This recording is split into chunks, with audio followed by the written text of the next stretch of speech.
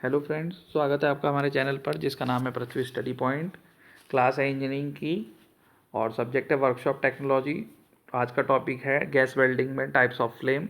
बहुत ही important topic है, exam में कई बार आ रखा है, इसलिए आज हम इसको डिस्कस कर रहे हैं।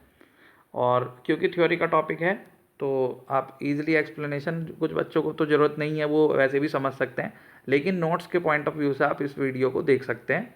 ठीक है, लेक्चर नोट्स मेरे ही तैयार किए हुए हैं जो अलग अलग बुक के रेफरेंस से मैंने तैयार किए हैं, और बहुत ही सिंपल सी लैंग्वेज में लिखने की कोशिश होती है मेरी, ताकि वो आराम से हमें याद हो जाए।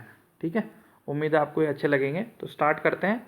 ऑक्सी एसिटिलीन फ्लेम में एसिटिलीन और ऑक्सीजन का मिक्सचर जलता है। एसिटिलीन फ्यूल गैस है, यहाँ पे और गैसेस भी यूज़ की जा सकती हैं। ठीक है, तो जब ये जलती है तो कार्बन डाइऑक्साइड, हाइड्रोजन ऑक्साइड और इतनी एनर्जी देख रहे हैं आप, ये एनर्जी लिखी हुई है, एनर्जी मिलती है हमें। इसी एनर्जी की वजह से वेल्डिंग जो है पूरा होता है। ठीक है, फिर इसमें टाइप्स आते हैं। तो 3 टाइप के फ्लेम है हमारे पास, जिसमें पहला आ रहा है न्यूट्रल फ्लेम, जिसको हिंदी में उदासीन ज्वाला भी बोलते हैं। तो नाम से ही पता चल रहा है, उदासीन में क्या होता है कि ऑक्सीजन और एसिटिलीन की बराबर मात्रा इसमें ली जाती है। ठीक है, और इसमें 3250 डिग्री सेंटीग्रेड तक का तापमान आता है। और ये देखिए, इसका इनर कोन जो है ये वाइट कलर का रहेगा। ठीक है, जो इसका बाहरी एनवलप है वो पर्पल कलर का रहेगा। ठीक, उसके बाद ये कह रहे हैं कि इनर कोन से लेके और यहाँ तक इसके 3 से 5 mm तक जो है ये लाइट ब्लू कलर की जो ज्वाला दिखाई दे रही है, तो ये जो है कॉन्सेंट्रेटेड होती है बहुत ही ज़्यादा, जो आराम से वेल्डिंग करने के लिए सूटेबल होती है।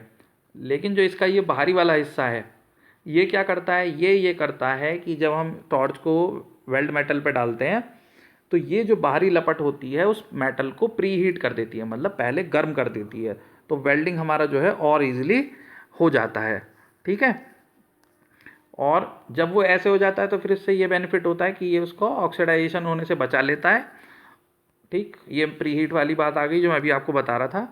फिर इसके ये यूजेस आ जाएंगे कि ये ज़रूर ध्यान रखना है बच्चों कि न्यूट्रल फ्लेम कहाँ पे यूज़ होते हैं।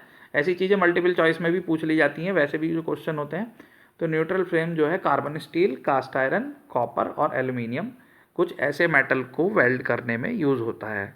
ठीक है, नेक्स्ट है बच्चों सेकेंड टाइप, कार्बोराइजिंग फ्लेम, जिसे रिड्यूसिंग फ्लेम भी कहते हैं। तो इसका कार्बोराइजिंग फ्लेम इसलिए नाम है कि इसमें कार्बन की मात्रा ज़्यादा होती है। अब कार्बन की मात्रा बच्चों ज़्यादा होने का मतलब ये है कि उसमें एसिटिलीन ज़्यादा होगा। ठीक है, तो यही बात इसमें कह रहे हैं कि flame is obtained when excess of acetylene is supplied. जब हम एसिटिलीन की मात्रा को बढ़ा देते हैं तब वो कार्बोराइजिंग फ्लेम बन जाती है।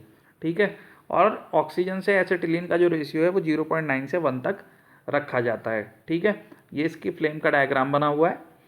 इसकी फ्लेम में जो है हमारे 3 डिस्टिंक्ट सेक्शन होते हैं, जिसमें इनर कोन है। और इसमें आप ध्यान दीजिए बच्चों, ये देख रहे हैं ये एक एक्स्ट्रा पार्ट इसमें आ गया है। ठीक है, इसे थर्ड जोन, इसे इंटरमीडिएट फ्लेम फीदर बोलते हैं, जो वाइट कलर का जलेगा। ठीक है, बाकी ये लाइट ब्लू है और बाकी जो आउटर वाला है वो एनवलप वो पर्पल कलर का है। ठीक है, तो ये डायग्राम इसके ज़रूरी बनाने होते हैं, है ना।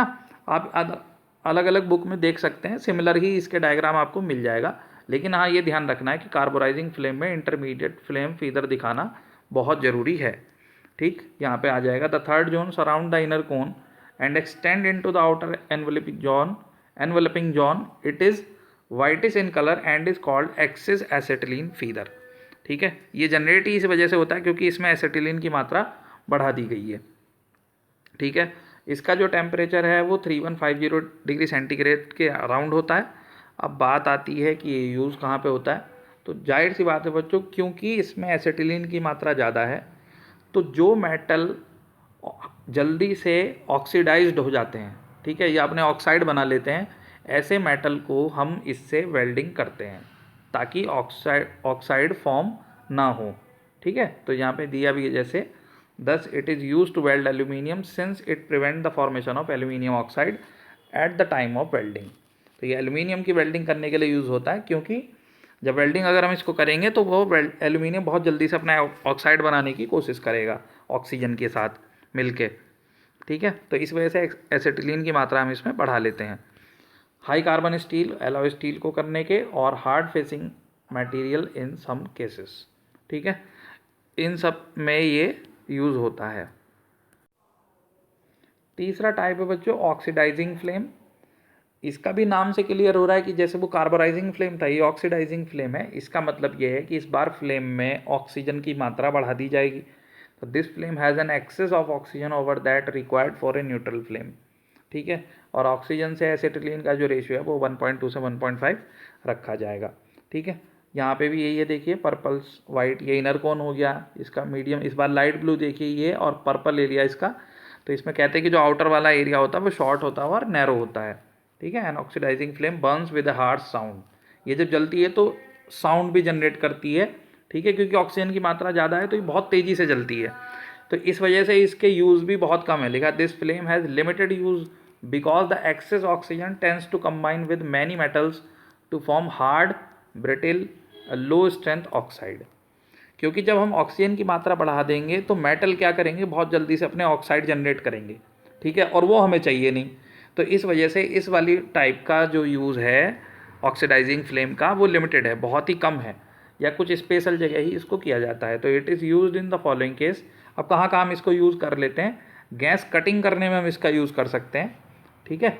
फॉर गैस कटिंग अगर हम कर रहे हैं तो कटिंग में इसका यूज़ कर लेंगे, या कॉपर, ब्रास और ब्रोंज और जिंक बेयरिंग अलॉयज़, इनमें हम इनका यूज़ कर सकते हैं, ठीक है।